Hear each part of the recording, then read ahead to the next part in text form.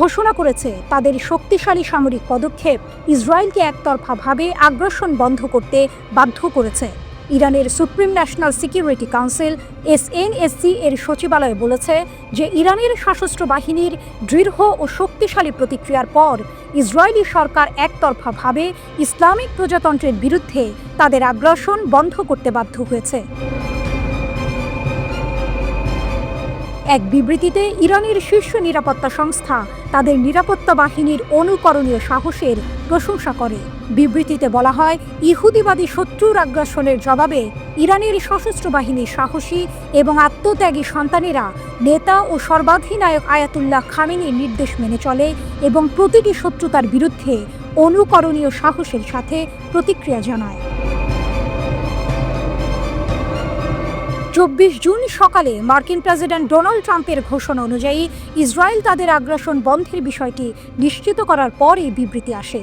ইরানের পররাষ্ট্রমন্ত্রী Abbas Araghchi বলেছিলেন যে তেহরান তার প্রতিশোধমূলক আক্রমণ বন্ধ করবে যদি ইসরায়েলি সরকার ইরানি জনগণের বিরুদ্ধে তাদের অবৈধ আগ্রাসন বন্ধ করে। SNSC আরও উল্লেখ করেছে, ইরানের সশস্ত্র বাহিনীর সাম্প্রতিক অভিযানে কাতারে মার্কিন পরিচালিত আল উদেইদ বিমান ঘাঁটি এবং সমগ্র অধিকৃত অঞ্চল উভয়কেই লক্ষ্য করে ক্ষেপণাস্ত্র হামলা চালানো হয়। এই ঘটনা থেকেই বোঝা যায় ইরানের এই হামলা কতটা সুপরিকল্পিত এবং কৌশলগত ছিল। তারা শুধু ইসরায়েলকেই নয়, বরং ইসরায়েলের মিত্রদেরও লক্ষ্য করে বার্তা দিয়েছে।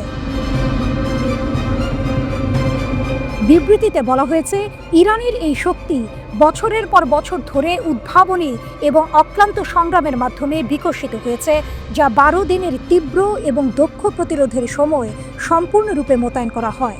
ইরান এই ফলাফলকে ঐশ্বরিক উপহার হিসেবে বর্ণনা করেছে, যা জাতির অন্তর্দৃষ্টি, সশস্ত্র বাহিনীর দৃঢ় সংকল্প এবং শীর্ষ নেতা আয়াতুল্লাহ খামেনির বিজ্ঞ নির্দেশনার বিনিময়ে এসেছে। ইরান নিশ্চিত করেছে ইরানের সশস্ত্র বাহিনী উচ্চ সতর্কতায় রয়েছে, যে কোনো নতুন আগ্রাসনের বিরুদ্ধে দৃঢ় প্রতিক্রিয়া জানাতে প্রস্তুত। 13 জুন ইসরায়েল ইরানের বিরুদ্ধে আগ্রাসন শুরু করে সামরিক কমান্ডার, পারমাণবিক বিজ্ঞানী এবং সাধারণ বেসামরিক নাগরিকদের হত্যা করে।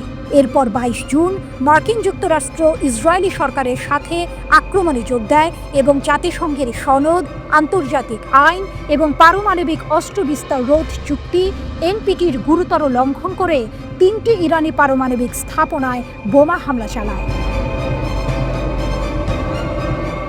এর প্রতিক্রিয়ায় ইরানের সশস্ত্র বাহিনী ইসরায়েলের জন্য নরকের দরজা খুলে দেওয়ার প্রতিশ্রুতি দেয় এবং অধিকৃত অঞ্চল জুড়ে সংবেদনশীল স্থানে ক্ষেপণাস্ত্র এবং ড্রোন হামলা শুরু করে।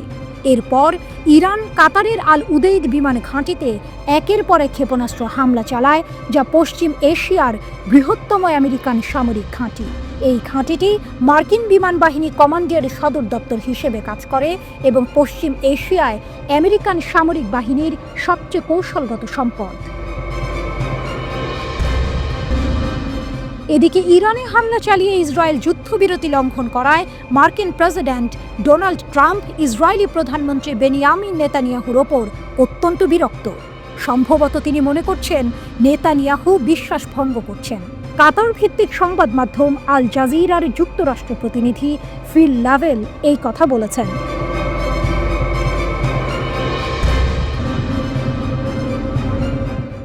সময়টা চরম উত্তেজনার।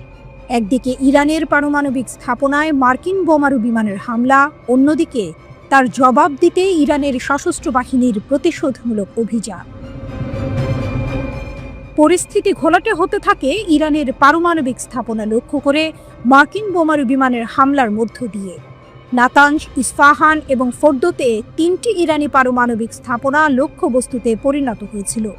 এই হামলা শুধু ইরানের উপর আক্রমণ ছিল না, বরং জাতিসংঘের সনদ, আন্তর্জাতিক আইন এবং পারমাণবিক অস্ত্র বিস্তার রোধ চুক্তির গুরুতর লঙ্ঘন ছিল।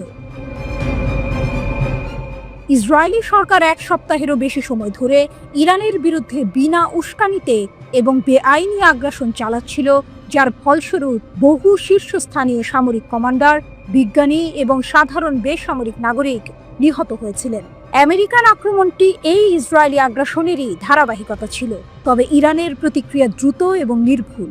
মার্কিন হামলার একদিন পরেই ইরানের সশস্ত্র বাহিনী প্রতিশোধমূলক অভিযানে কাতারে অবস্থিত আমেরিকান সামরিক ঘাঁটিতে ক্ষেপণাস্ত্র হামলা চালায়। এই অভিযানের নাম দেওয়া হয়েছে অপারেশন টাইডিং অফ ভিক্টরি। কাতার ও ইরাকে মার্কিন ঘাঁটিতে হামলা চালিয়েছে ইরান। ইরানের তাসনিম নিউজ এজেন্সি জানায়, ইরাক ও কাতারের সামরিক ঘাঁটিগুলো লক্ষ্য করে ক্ষেপণাস্ত্র হামলা শুরু করে ইরান। কাতারের আল উদেইদ মার্কিন ঘাঁটিতে হামলার কথা নিশ্চিত করল ইরানের বিপ্লবী গার্ড। কাতারের আল উদেইদ মার্কিন ঘাঁটিতে হামলার কথা নিশ্চিত করেছে ইরানের ইসলামী বিপ্লবী গার্ড কোর IRGC। তারা আনুষ্ঠানিকভাবে জানিয়েছে, কাতারে অবস্থিত যুক্তরাষ্ট্রের আল উদেইদ বিমান ঘাঁটি লক্ষ্য করে তারা ক্ষেপণাস্ত্র হামলা চালিয়েছে। ইরানের আধা সরকারি সংবাদ সংস্থা তাসনিমের বরাত দিয়ে আল জাজিরা কথা জানিয়েছে। এই ঘাঁটিতেই যুক্তরাষ্ট্রের প্রায় 10,000 মার্কিন সেনা মোতায়েন রয়েছে। কাতারে আল উদেইদ মার্কিন ঘাঁটিতে হামলার কথা স্বীকার করেছে যুক্তরাষ্ট্র। বিবিসির খবরে বলা হয়, মার্কিন প্রতিরক্ষা সদর দপ্তর পেন্টাগন জানিয়েছে, কাতারের আল উদেইদ বিমান ঘাঁটিতে ইরান স্বল্প ও মধ্যম পাল্লার ব্যালিস্টিক ক্ষেপণাস্ত্র দিয়ে হামলা চালিয়েছে। মার্কিন হামলার জবাবে ইরান পাল্টা আক্রমণ অব্যাহত রাখবে বলে দেশটির ঊর্ধ্বতন এক কর্মকর্তা রয়টার্সকে জানিয়েছেন। তিনি বলেন, ইরানের প্রয়োজনীয় যৌক্তিকতা রয়েছে আক্রমণকারীকে শাস্তি দেওয়ার পর কূটনীতি শুরু করা।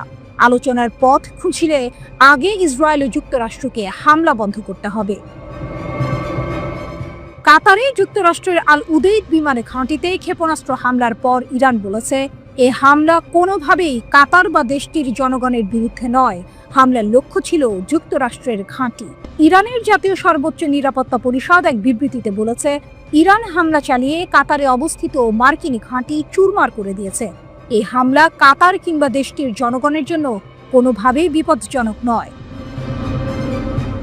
কাতারের সঙ্গে দীর্ঘদিনের উষ্ণ ও ঐতিহাসিক সম্পর্ক বজায় রাখতে ইরান প্রতিশ্রুতিবদ্ধ বলেও বিবৃতিতে আশ্বস্ত করা হয়।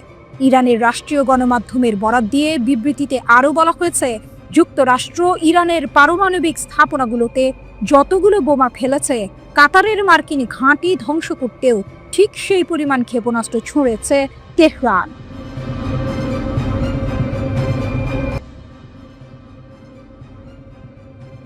ইরানের 3টি পারমাণবিক স্থাপনায় মার্কিন বিমান হামলার পর রাশিয়ার সাবেক প্রেসিডেন্ট দিমিত্রি মেদভেদেভ এক বিস্ফোরক দাবি করেছেন। তিনি বলেছেন, বেশ কয়েকটি দেশ ইরানকে সরাসরি তাদের পারমাণবিক অস্ত্র সরবরাহ করতে প্রস্তুত। বর্তমানে রাশিয়ার নিরাপত্তা পরিষদের ডেপুটি চেয়ারম্যানের দায়িত্বে থাকা মেদভেদেভ টেলিগ্রামে এই চাঞ্চল্যকর মন্তব্য করেছেন। যদিও তিনি নির্দিষ্ট কোনো দেশের নাম উল্লেখ করেননি, তার এই দাবি আন্তর্জাতিক অঙ্গনে বড় ধরনের আলোড়ন সৃষ্টি করেছে। মেদভেদেভ আরও বলেন যে ইরানের লক্ষ্যবস্তু স্থাপনাগুলোতে দৃশ্যত কোনো বড় ধরনের ক্ষতি হয়নি।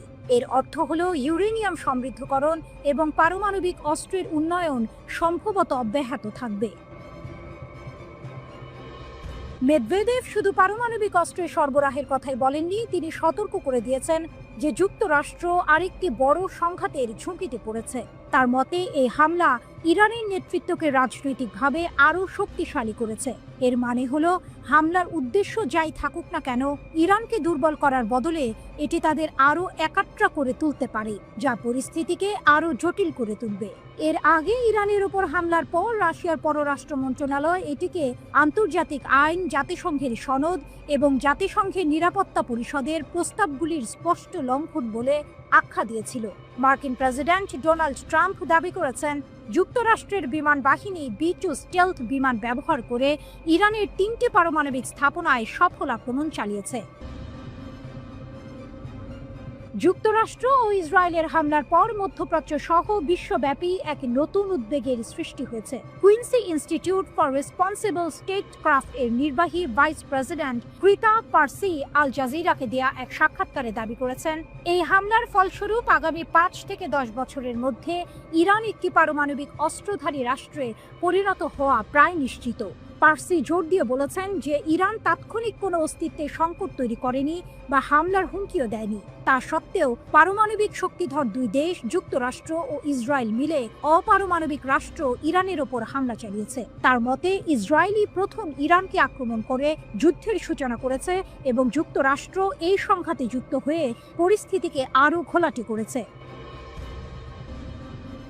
ত্রিতা পার্সি আরও সতর্ক করে দিয়েছেন যে এই হামলার প্রভাব কেবল মধ্যপ্রাচ্যে সীমাবদ্ধ থাকবে না, এর ফলে বিশ্বব্যাপী নিরাপত্তা উদ্বেগ বাড়বে। তিনি মনে করেন অনেক রাষ্ট্রই এখন ভাবতে শুরু করবে যে নিজেদের সুরক্ষিত রাখতে হলে পারমাণবিক অস্ত্র ছাড়া তাদের আর কোনো উপায় নেই। পার্সি ভবিষ্যৎবাণী করেছেন বিশ্বের বিভিন্ন অঞ্চলে পারমাণবিক অস্ত্র বিস্তারের হার বাড়বে, বিশেষ করে ইরান আগামী 5 থেকে 10 বছরের মধ্যে পারমাণবিক শক্তিধর রাষ্ট্রে পরিণত হওয়া প্রায় অবশ্যম্ভাবী হয়ে পড়েছে। ইরানের 3টি পারমাণবিক স্থাপনায় মার্কিন যুক্তরাষ্ট্রের হামলার পর 22 জুন সকালে ইসরায়েলের তেল আবিব, হাইফা, কার্মেল সহ উত্তর ইসরায়েলের বিভিন্ন শহরের 10টি লক্ষ্যবস্তুতে সফলভাবে ক্ষেপণাস্ত্র হামলা চালিয়েছে তেহরান।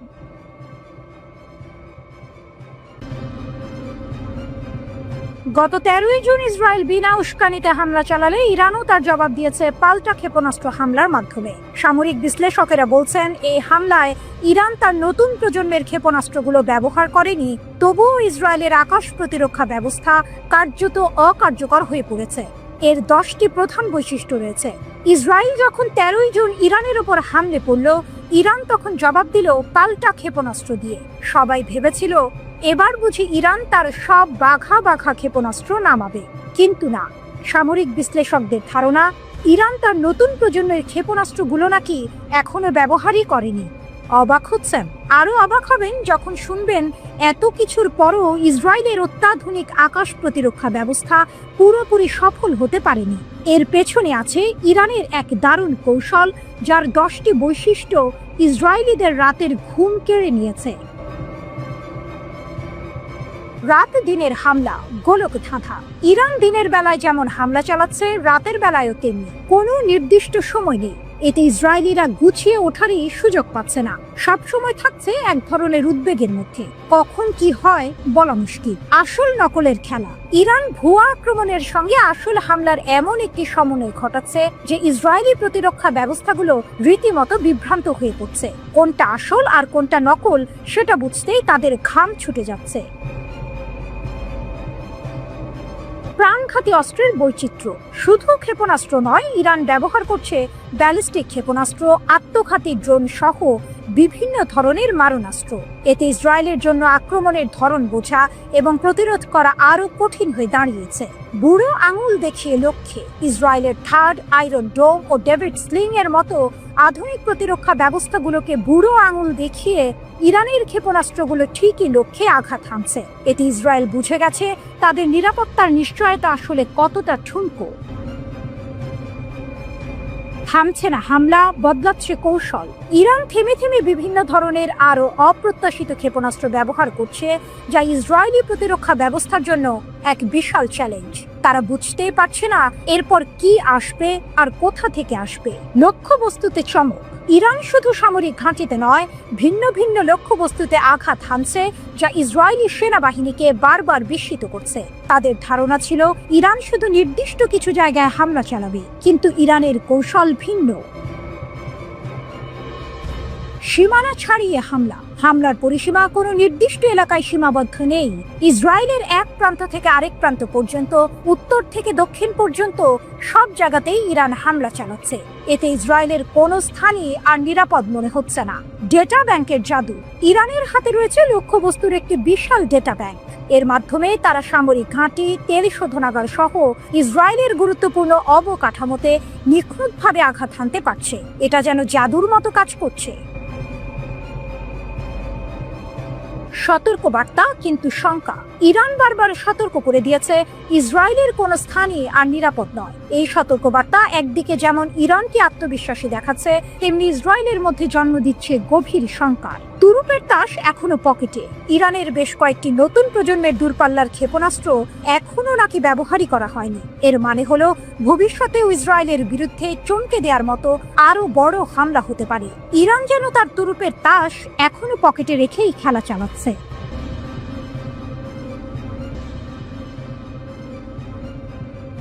ইরানের গাইডেড মিসাইল ইসরায়েলের আয়রন ডোম ভেদ করে। ফার্স্ট নিউজ এজেন্সি অনুসারে ইসরায়েলের ওপর সাম্প্রতিক আক্রমণে ইরান প্রথমবারের মতো একটি গাইডেড মিসাইল ব্যবহার করেছে। প্রতিবেদনে ক্ষেপণাস্ত্রটিকে হাজ কাসিম হিসেবে চিহ্নিত করা হয়েছে, যার নামকরণ করা হয়েছে প্রয়াত কুদস ফোর্স কমান্ডার কাসেম সোলাইমানির নামে। ফার্সের মতে হাজ কাসিম ক্ষেপণাস্ত্রের পাল্লা 1400 কিলোমিটার এবং ওজন 7 টন। এই ক্ষেপণাস্ত্রটি 500 কেজি ওজনের ওয়ারহেড বহন করতে পারে এবং ম্যাক 12 গতিতে লক্ষ্যবস্তুতে আঘাত করতে পারে। ইরানের প্রতিরক্ষা মন্ত্রী আজিজ নাসির জাদের মতে ক্ষেপণাস্ত্রটি মার্কিন নির্মিত থার্ড এবং প্যাট্রিয়ট বিমান প্রতিরক্ষা ব্যবস্থা এড়াতে ডিজাইন করা হয়েছে। স্কাই নিউজ আরবির একটি প্রতিবেদনে দাবি করা হয়েছে যে ক্ষেপণাস্ত্রের উৎক্ষেপণ ক্রম প্রতিরক্ষা ব্যবস্থার বাধা দেওয়ার ক্ষমতা হ্রাস করে। তবে ইসরায়েলি প্রতিরক্ষা বাহিনীর দাবি, নতুন হামলায় ইরানের ছোড়া ক্ষেপণাস্ত্রগুলি 2024 সালের এপ্রিল এবং অক্টোবরে ইসরায়েলে নিক্ষেপ করা ক্ষেপণাস্ত্রগুলির মতো। একজন সামরিক কর্মকর্তা টাইমস অফ ইসরায়েলকে বলেছেন, ইরানের ক্ষেপণাস্ত্রগুলি এমন কিছু নয় যে আমরা আটকাতে জানি না। ঢিল মারলে পাটকেল খেতে হয়। এখন ইরান ইসরায়েলের জ্বালানি কেন্দ্রগুলিকে টার্গেট করেছে। ইরানের Islamic Revolutionary Guard Corps IRGC 15 June বলেছে যে তেহরান ইসরায়েলি যুদ্ধ বিমানগুলির জ্বালানি সরবরাহের জন্য ব্যবহৃত স্থানগুলিতে হামলা চালিয়েছে। যুদ্ধ বিমানের জ্বালানি উৎপাদনকারী স্থাপনা এবং ইসরায়েলি সরকারের জ্বালানি সরবরাহ কেন্দ্রগুলিকে অসংখ্য ড্রোন এবং ক্ষেপণাস্ত্র দিয়ে লক্ষ্যবস্তু করা হয়েছে, IRGC জানিয়েছে। ইরানের বিরুদ্ধে যদি আক্রমণ অব্যাহত থাকে তবে ইরানি সশস্ত্র বাহিনীর আক্রমণাত্মক অভিযান আরও তীব্র এবং আরও বিস্তৃতভাবে অব্যাহত থাকবে বলছে তেহরান। ইরানি সংবাদ মাধ্যম দাবি করেছে যে দেশটির বিমান প্রতিরক্ষা ব্যবস্থা তৃতীয় মার্কিন নির্মিত Israeli F-35 stealth fighter jet ভূপাতিত করেছে, যদিও কোনো প্রমাণ বা ফুটেজ প্রকাশ করা হয়নি। তেহরান টাইমস অনুসারে ইরানি সেনাবাহিনী জানিয়েছে অভিযানের সময় F-35 পাইলট পশ্চিম ইরানের আকাশে পালিয়ে গিয়েছিলেন এবং তাকে আটক করা হয়েছিল। এদিকে ইসরায়েলের গোয়েন্দা সংস্থা মোসাদের 2 সদস্যকে গ্রেপ্তার করার কথা জানিয়েছে ইরান। আল জাজিরা প্রতিবেদন থেকে এই তথ্য জানা গেছে। আধা সরকারি বার্তা সংস্থা তাসনিমে প্রকাশিত প্রতিবেদনে বলা হয়েছে, এই 2 ব্যক্তি আল বোর্জ প্রদেশে বিস্ফোরক এবং বৈদেশিক সরঞ্জাম বানানোর সময় ধরা পড়েছেন। ইসরায়েলের সঙ্গে দীর্ঘদিনের ছায়া যুদ্ধে লিপ্ত ইরান এর আগেও বহুবার মোসাদের সঙ্গে সংশ্লিষ্টতার অভিযোগে অনেক ব্যক্তিকে গ্রেপ্তার করেছে ও মৃত্যুদণ্ড দিয়েছে। বিশেষ করে ইরানের পরমাণু কর্মসূচি ব্যাহত করতে নাশকতা বা হত্যা চেষ্টায় জড়িত থাকার অভিযোগে তাদের শাস্তি দেওয়া হয়েছে। 13 জুন ইরানে আক্রমণ শুরু করে ইসরায়েল। ইরানের রাষ্ট্রীয় সংবাদ মাধ্যমের তথ্য অনুযায়ী হামলার ধ্বংসাত্মক জবাব দিতে সেদিন সন্ধ্যায় দূরপাল্লার শত শত ক্ষেপণাস্ত্র ছোড়ে ইরান। তেহরান দাবি করেছে তারা ইসরায়েলের সামরিক শিল্প কেন্দ্রগুলিতে হামলা চালিয়েছে, যেগুলো ক্ষেপণাস্ত্র ও অন্যান্য সামরিক সরঞ্জাম তৈরি করে। ইসরায়েলে ভেঙে পড়া ঘরবাড়ি ও বাড়িতে মানুষ আটকে পড়ায় উদ্ধারকারী দল তৎপরতা চালায়। জেরুজালেম ও তেল আবিবেও বিস্ফোরণের শব্দ শোনা যায়। পুরো ইসরায়েল জুড়ে ইরানের হামলা। ইরান নতুন ক্ষেপণাস্ত্র হামলায় তেল আবিবকে পুড়িয়ে দিয়েছে। সাইরেন ও ধ্বংস। ইসরায়েলের বিরুদ্ধে প্রথমবারের মতো হজ কাসিম ক্ষেপণাস্ত্রের খেলা দেখালো ইরান। ইরানের কাছে ইসরায়েল তৃতীয় মার্কিন নির্মিত F-35 জেট হারিয়েছে। আরেক পাইলট আটক। সংঘর্ষ। ইরানের প্রাণঘাতী ড্রোন বনাম ইসরায়েলের অ্যাপাচি আক্রমণকারী চপার। 2 চিরপ্রতিদ্বন্দ্বীর মধ্যে টানা তৃতীয় দিনে প্রবেশের সাথে সাথে ইরান 15 জুন ভোরে ইসরায়েলের নতুন করে ক্ষেপণাস্ত্র হামলা চালিয়েছে। অপারেশন ট্রু প্রমিস 3 এর একটি নতুন ঢেউ শুরু হয়।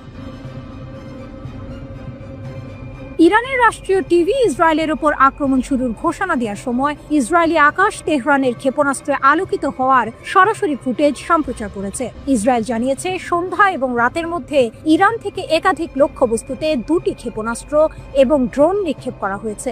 ওয়াইনেট অনুসারে লক্ষ্যবস্তুগুলির মধ্যে ছিল তামরা, বাতিয়াম এবং রেহোভোট। প্রতিটি ব্যারেজে 35 থেকে 50টি ক্ষেপণাস্ত্র বহন করার কথা রয়েছে বলে জানা গেছে।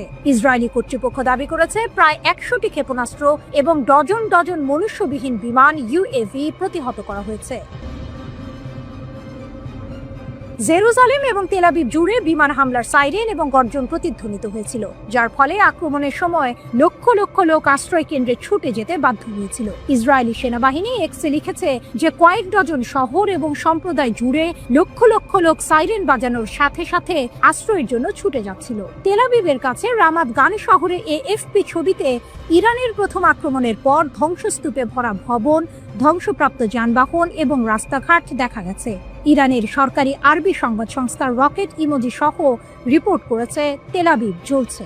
ইসরায়েলি জরুরি পরিষেবা অনুসারে রাতভর ইরানি হামলায় কমপক্ষে 8 জন নিহত হয়েছে। ব্যাগেন ডেভিড আদমের একজন মুখপাত্র চ্যানেল 12-কে জানিয়েছেন, ইরানের হামলার প্রায় 200 জন আহত হয়েছেন এবং 35 জন নিখোঁজ রয়েছে। ইরানের রাষ্ট্রীয় গণমাধ্যম নতুন করে দফায় দফায় ব্যালিস্টিক ক্ষেপণাস্ত্র ইসরায়েলি ছোড়ার খবর জানিয়েছে। ইসরায়েলের প্রতিরক্ষা বাহিনী IDF জানিয়েছে, ইরানের ছোড়া ক্ষেপণাস্ত্র শনাক্ত হওয়ার পর দেশ জুড়ে বেশ কয়েকটি এলাকায় সতর্কতা সাইরেন বেজে উঠেছে। 13 জুন ইরানের বিরুদ্ধে সবচেয়ে বড় সামরিক অভিযান শুরু করে ইসরায়েল। তাদের দাবি, ইরান যাতে পারমাণবিক অস্ত্র তৈরি করতে না পারে এবং ব্যালিস্টিক ক্ষেপণাস্ত্র সক্ষমতা হারায়, সেই লক্ষ্যেই এই হামলা চালানো হয়েছে। দুই দেশের মধ্যে পাল্টাপাল্টি ক্ষেপণাস্ত্র হামলায় উভয় পক্ষেই বেসামরিক নাগরিক নিহতের ঘটনা ঘটেছে। ইরানের প্রেসিডেন্ট মাসুদ পেজেশকিয়ান বলেছেন, ইসরায়েলের হামলা চলতে থাকলে তাদেরকে আরও কঠোর জবাব দেওয়া হবে। ওদিকে ইসরায়েলি প্রধানমন্ত্রী বেনিয়ামিন নেতানিয়াহু বলেছেন, ইরানের হামলায় ইসরায়েলি নাগরিকদের মৃত্যুর জন্য তেহরানকে চরম মূল্য দিতে হবে। ইরানের রাষ্ট্রীয় সংবাদ সংস্থা IRN এর বরাত দিয়ে আল জাজিরা জানিয়েছে, তেহরানে একাধিক গাড়ি বোমার বিস্ফোরণ ঘটিয়েছে ইসরায়েলি সম্পৃক্ত নাশকতাকারীরা। এর কিছুক্ষণ পর ইসরায়েলের দিকে লক্ষ্য করে অন্তত 50টি ব্যালিস্টিক ক্ষেপণাস্ত্র নিক্ষেপ করা হয়েছে।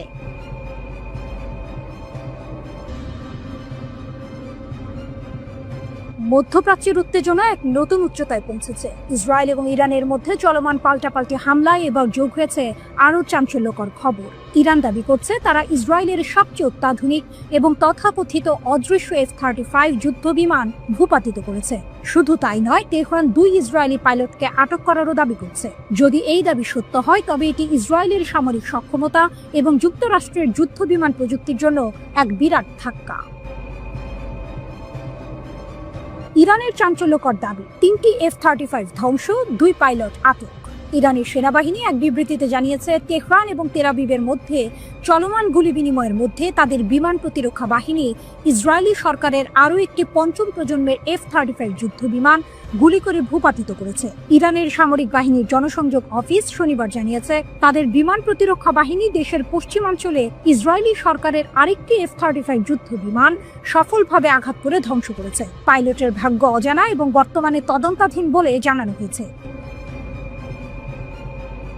এই খবর আরো চাঞ্চল্যকর হয়ে ওঠে যখন ইরান দাবি করে, দুদিনে তারা মোট 3টি F-35 যুদ্ধ বিমান ভূপাতিত করেছে। শুক্রবার ইরানের বিমান প্রতিরক্ষা বাহিনী 2টি F-35 যুদ্ধ বিমান এবং ইসরায়েলি সরকারের একাধিক ড্রোন সফলভাবে ভূপাতিত করার একদিন পরেই এই দাবিটি প্রকাশিত হলো। তেহরান টাইমসের খবরে বলা হয়েছে, 3 যুদ্ধ বিমানের পাইলটের মধ্যে একজন নিহত হয়েছেন বলে ধারণা করা হয়। অন্য 2 জন ইরানের হেফাজতে রয়েছে বলেও দাবি করা হয়েছে। এই F-35 যুদ্ধ বিমানগুলো লাইটনিং নামে পরিচিত, যা আমেরিকান মহাকাশ নির্মাতা লকহিড মার্টিন দ্বারা তৈরি করা হয়েছে। এগুলোকে তাদের শ্রেণীর সবচেয়ে উন্নত বলে মনে করা হয় এবং রাডার শনাক্তকরণ এড়াতে ডিজাইন করা হয়েছে। মার্কিন যুক্তরাষ্ট্র কর্তৃক অনুমোদিত কয়েকটি দেশের মধ্যে ইসরায়েল একটি, যারা এই অত্যাধুনিক 5ম প্রজন্মের স্টেলথ ফাইটার পরিচালনা করে।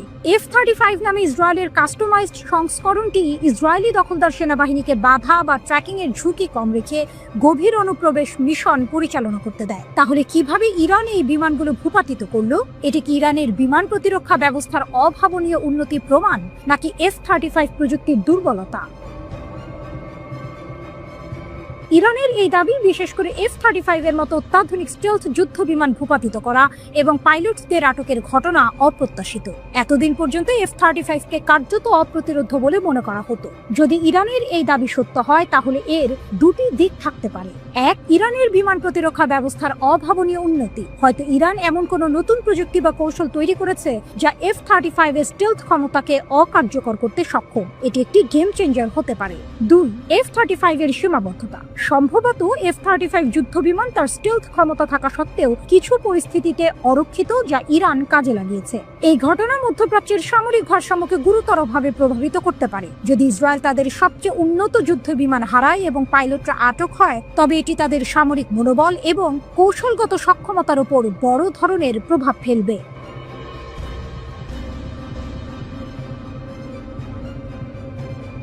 মধ্যপ্রাচ্যের আকাশে এখন যুদ্ধের দামামা। একদিকে ইরান, অন্যদিকে ইসরায়েল। এমন উত্তেজনার পারদের মধ্যেই ইসরায়েলের সামরিক বাহিনী এক চাঞ্চল্যকর তথ্য স্বীকার করেছে। রিপোর্ট টাইমস অফ ইন্ডিয়ার।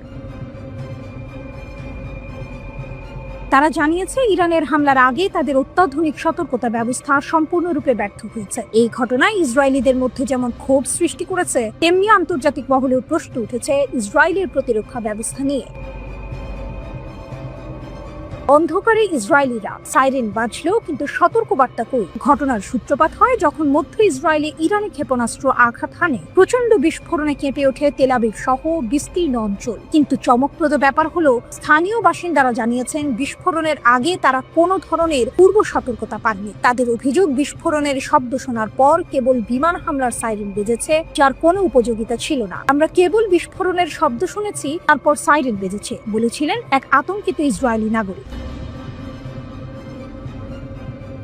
ইসরায়েলের প্রতিরক্ষা বাহিনী আইডিএফ এই ব্যর্থতার কথা স্বীকার করে নিয়েছে। তারা জানিয়েছে ইরানের সঙ্গে চলমান উত্তেজনার মধ্যেই এই সতর্কতা ব্যবস্থার ত্রুটি নিয়ে গভীর তদন্ত শুরু হয়েছে। এই ঘটনা শুধু একটি প্রযুক্তিগত ব্যর্থতা নয়, বরং ইসরায়েলি জনগণের নিরাপত্তার বিষয়ে বড় ধরনের উদ্বেগ জন্ম নিয়েছে।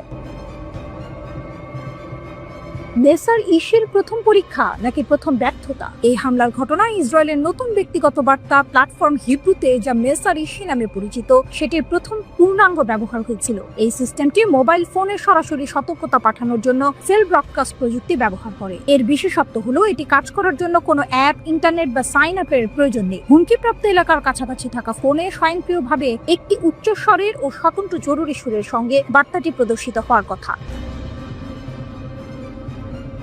গত 17 এপ্রিল ইয়েমেন থেকে ক্ষেপণাস্ত্র হুমকির সময় এই সিস্টেমটির একটি আংশিক পরীক্ষা করা হয়েছিল। সেই পরীক্ষায় এটি কার্যকর বলে মনে করা হয়েছিল, কিন্তু শনিবারের হামলায় দেখা গেল এর অনেক ফাঁক ফোকর। হাজার হাজার ইসরায়েলি কোনো সতর্কবার্তা পাননি, যা এই নতুন ব্যবস্থার কার্যকারিতা নিয়ে বড় প্রশ্ন তুলেছে। কেন ব্যর্থ হলো এই অত্যাধুনিক ব্যবস্থা? আইডিএফ এখন চুলচেরা বিশ্লেষণ করছে কেন এমনটা হলো। তারা খতিয়ে দেখছে এটি কি শুধুই কোনো কারিগরি ত্রুটি, নাকি এর পেছনে মানবিক ভুল দায়ী। আরেকটি গুরুত্বপূর্ণ বিষয় যা তদন্ত করা হচ্ছে তা হলো, ব্যাপক রকেট হামলা কি সিস্টেমের ধারণ ক্ষমতাকে অতিরিক্ত চাপিয়ে দিয়েছে? অর্থাৎ একসঙ্গে এত বেশি বার্তা পাঠানোর চেষ্টা করায় সিস্টেম কি আর কাজ করতে পারেনি? সামরিক কর্মকর্তারা প্রতিশ্রুতি দিয়েছেন যে তদন্ত শেষ হওয়ার পর তারা বিস্তারিত ফলাফল প্রকাশ করবেন। এই ঘটনার জেরে ইসরায়েলি সেনাবাহিনীর উপর চাপ সৃষ্টি হয়েছে। ইসরায়েলিরা জানতে চায় তাদের নিরাপত্তার জন্য যে কোটি কোটি টাকা খরচ করে অত্যাধুনিক ব্যবস্থা তৈরি করা হয়েছে, তা কেন চরম মুহূর্তে তাদের রক্ষা করতে পারল না। এই ব্যর্থতা ইসরায়েলের প্রতিরক্ষা ব্যবস্থার দুর্বলতাগুলো উন্মোচন করে দিয়েছে। একই সাথে এটি ইঙ্গিত দিয়েছে আধুনিক যুদ্ধে শুধুমাত্র অত্যাধুনিক প্রযুক্তি থাকলে হয় না, সেগুলোর সঠিক এবং নিরবিচ্ছিন্ন কার্যকারিতাও নিশ্চিত করতে হয়।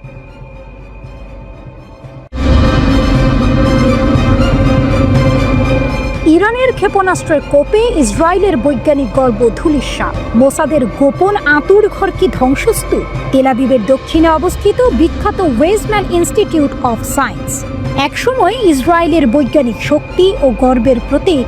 মোসাদের সঙ্গে যাদের সম্পর্ক ছিল নিবিড়, আজ সেটি শুধুই ধোঁয়া আর ধ্বংসস্তূপের স্তূপ। ইরানের ক্ষেপণাস্ত্র হামলায় ইসরায়েলের এই ব্রেইন চাইল্ড যে ভয়াবহ আঘাত পেয়েছে, তা ইসরায়েলের সামরিক ও বৈজ্ঞানিক সক্ষমতার জন্য এক অশনি সংকেত। ইরানের ক্ষেপণাস্ত্র হামলায় ইসরায়েলের এই ব্রেইন চাইল্ড যে ভয়াবহ আঘাত পেয়েছে, তা ইসরায়েলের সামরিক ও বৈজ্ঞানিক সক্ষমতার জন্য এক অশনি সংকেত। ইসরায়েলের অমূল্য সম্পদ ছাই। রেহবট শহরের এই প্রতিষ্ঠানটি দীর্ঘদিন ধরে ইসরায়েলি সামরিক বাহিনী এবং মোসাদ গোয়েন্দা সংস্থার সঙ্গে কাঁধে কাঁধ মিলিয়ে কাজ করেছে। এলবিট সিস্টেমের মতো বিশ্বের শীর্ষস্থানীয় অস্ত্র প্রস্তুতকারকের সঙ্গে তাদের অংশীদারিত্ব ছিল চোখে পড়ার মতো। কিন্তু শনিবার ভোরের সেই হামলা যেন ইসরায়েলের সামরিক শিল্প কমপ্লেক্সের হৃৎপিণ্ডে লক্ষ্য করেই করা হয়েছিল।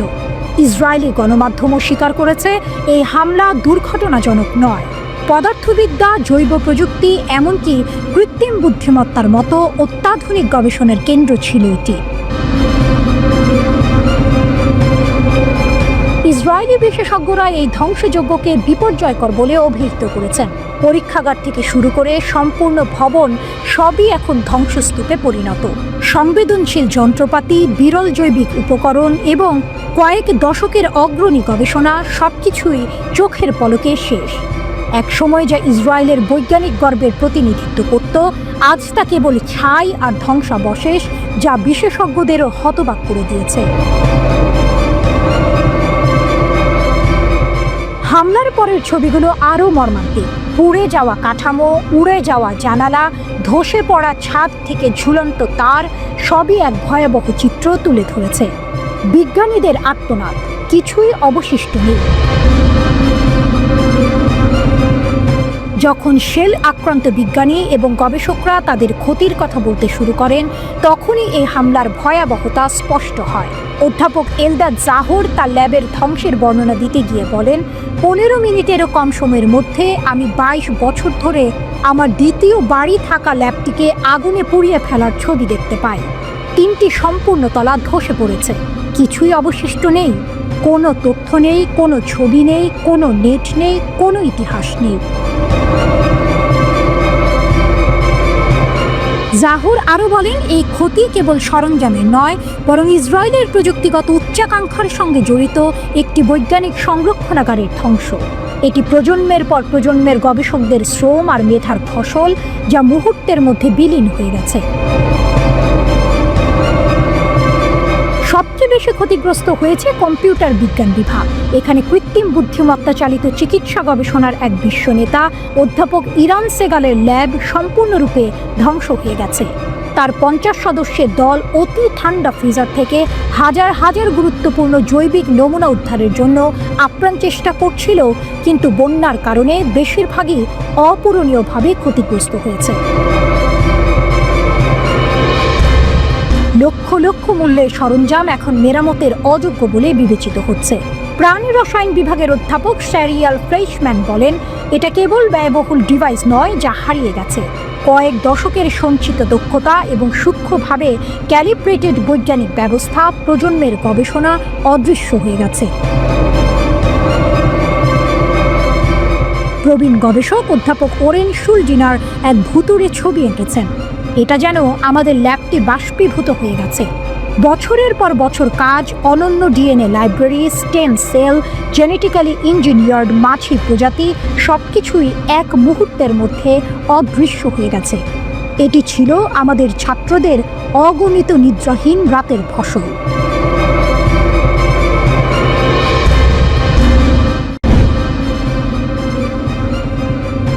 মধ্যপ্রাচ্যের দুই চিরশত্রু ইরান ও ইসরায়েল এখন সরাসরি সংঘাতে জড়িয়ে পড়ার পথে। 13 জুন ইসরায়েল ইরানের সামরিক ও পারমাণবিক স্থাপনাগুলিতে ব্যাপক হামলা চালিয়েছে। এর জবাবে ইরানও কঠোর হুঁশিয়ারি দিয়েছে। প্রশ্ন হলো, সামরিক সক্ষমতায় কে এগিয়ে? চলুন এই দুই দেশের শক্তি ও দুর্বলতাগুলো দেখে নেওয়া যাক। সৈন্য সংখ্যা, কে বেশি শক্তিশালী? সংখ্যায় ইরান অনেক এগিয়ে। যুক্তরাজ্য ভিত্তিক ইন্টারন্যাশনাল ইনস্টিটিউট ফর স্ট্র্যাটেজিক স্টাডিজের 2023 সালের প্রতিবেদন অনুযায়ী ইরানের সক্রিয় সৈন্য সংখ্যা 6,10,000। এর মধ্যে সেনাবাহিনীতে রয়েছে 3,50,000, IRGC-তে 1,90,000, নৌবাহিনীতে 18,000, বিমান বাহিনীতে 37,000 এবং বিমান প্রতিরক্ষায় 15,000 সৈন্য। এছাড়া ইরানের রিজার্ভ বাহিনীর সদস্য সংখ্যা 3,50,000।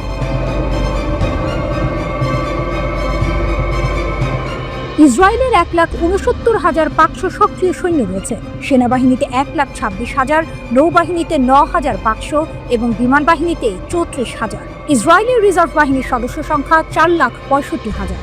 18 ঊর্ধ্ব বয়সী অধিকাংশ নারী ও পুরুষের জন্য সামরিক কর্মকাণ্ডে অংশ নেওয়া বাধ্যতামূলক, তবে নির্দিষ্ট কিছু ছাড় আছে। সামরিক ব্যয়, কার বাজেট বেশি? সামরিক ব্যয়ের দিক থেকে ইসরায়েল ইরানকে ছাড়িয়ে গেছে। স্টকহোম ইন্টারন্যাশনাল পিস রিসার্চ ইনস্টিটিউটের 2024 সালের তথ্যমতে 2023 সালে ইসরায়েল সামরিক খাতে $27.5 বিলিয়ন ব্যয় করেছে, যা ইরানের $10.3 বিলিয়ন চেয়ে প্রায় 3 গুণ বেশি। ইসরায়েলের এই ব্যয় বৃদ্ধি মূলত গাজা যুদ্ধের কারণে হয়েছে। সামরিক খাতে বেশি বিনিয়োগের অর্থ হল অত্যাধুনিক প্রযুক্তির অস্ত্র ও উন্নত প্রশিক্ষণের সুবিধা। স্থলবাহিনী, ট্যাঙ্ক আর আর্টিলারিতে কে এগিয়ে?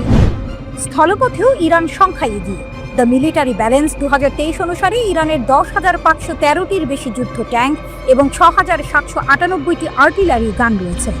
ইসরায়েলের কাছে প্রায় 400টি যুদ্ধ ট্যাঙ্ক এবং 530টি আর্টিলারি গান আছে। বিমান বাহিনী, আকাশের লড়াইয়ে কে সেরা? বিমান বাহিনীর সক্ষমতা ইসরায়েল তুলনামূলকভাবে বেশি আধুনিক এবং কার্যকর। যদিও ইরানের বিমান বাহিনীর কাছে 312টি যুদ্ধোপযোগী বিমান রয়েছে, ইসরায়েলের 345টি যুদ্ধোপযোগী বিমান এবং 43টি অ্যাটাক হেলিকপ্টার রয়েছে।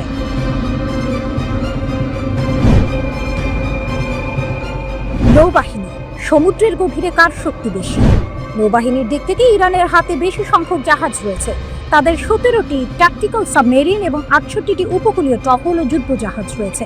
অন্যদিকে ইসরায়েলের কাছে 5টি সাবমেরিন এবং 49টি উপকূলীয় টহল এবং যুদ্ধ জাহাজ রয়েছে। বিমান প্রতিরক্ষা ব্যবস্থা, আকাশ কতটা সুরক্ষিত? বিমান প্রতিরক্ষায় ইসরায়েল বিশ্ব জুড়ে পরিচিত। তাদের আয়রন ডোম স্বল্প পাল্লার ক্ষেপণাস্ত্র প্রতিরোধে অত্যন্ত কার্যকর। এছাড়া ডেভিড স্লিং এবং দ্য অ্যারো সিস্টেম দূরপাল্লার ক্ষেপণাস্ত্র প্রতিরোধে সক্ষম। ইরানেরও নিজস্ব বিমান প্রতিরক্ষা ব্যবস্থা রয়েছে, যেমন আজারাখস এবং রাশিয়া থেকে আনা S-200 এবং S-300। ব্যালিস্টিক ক্ষেপণাস্ত্র, কে কতদূর আঘাত হানতে পারে? ক্ষেপণাস্ত্র সক্ষমতায় দুই দেশই বেশ শক্তিশালী। ইরানের কাছে অন্তত 12 ধরনের স্বল্প ও মাঝারি পাল্লার ব্যালিস্টিক ক্ষেপণাস্ত্র রয়েছে, যার পাল্লা 150 কিলোমিটার থেকে 2000 কিলোমিটার পর্যন্ত। ইসরায়েলের কাছেও 4 ধরনের ব্যালিস্টিক ক্ষেপণাস্ত্র আছে, যার মধ্যে জেরিকো 3 এর পাল্লা 4800 থেকে 6500 কিলোমিটার পর্যন্ত। অর্থাৎ ইসরায়েল অনেক দূর পাল্লার ক্ষেপণাস্ত্র দিয়ে ইরানের ভেতরে আঘাত হানার ক্ষমতা রাখে। পারমাণবিক সক্ষমতা, সবচেয়ে বড় পার্থক্য কোথায়? এটাই সম্ভবত সবচেয়ে বড় পার্থক্য। ধারণা করা হয় ইসরায়েলের কাছে প্রায় 90টি পারমাণবিক বোমা রয়েছে, যা তাদের মধ্যপ্রাচ্যের একমাত্র পারমাণবিক শক্তিধর দেশ হিসেবে প্রতিষ্ঠা করেছে। অন্যদিকে ইরানের কাছে পারমাণবিক অস্ত্র নেই বলে মনে করা হয়, যদিও তাদের একটি সমৃদ্ধ পারমাণবিক কর্মসূচি রয়েছে। ইরান সতর্ক করেছে যে তাদের অস্তিত্ব হুমকির মুখে পড়লে তারা পারমাণবিক নীতিমালা পরিবর্তন করতে পারে।